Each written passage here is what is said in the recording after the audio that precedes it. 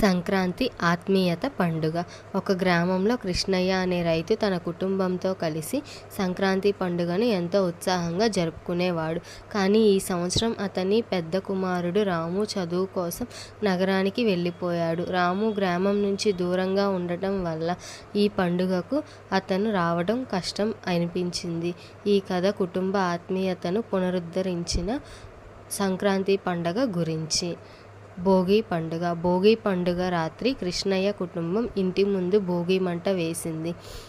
చిన్న కుమారుడు శివ తన అన్న రాము గురించి ఆలోచిస్తూ ఉన్నాడు. అమ్మా, ఈసారి అన్నయ్య రాడా అని శివ అడిగాడు తల్లిని. అతను బిజీగా ఉంటాడు, కానీ మన ఆశలు వదులుకోకూడదు. పండుగ అనేది మనం అందరం కలిసి జరుపుకోవాలి అని తల్లి చెప్పింది. అందరూ భోగిమంట చుట్టూ ఆనందంగా పాత జ్ఞాపకాలను పంచుకున్నారు. సంక్రాంతి పండుగ. మరుసటి రోజు సంక్రాంతి పండుగకు రంగవల్లులు వేసి ఇంటిని అలంకరించారు. గోవులకు పూజలు చేసి పొంగల్ వడ్డించారు. అంతలో రాము ఊహించని విధంగా ఇంటికి వచ్చాడు.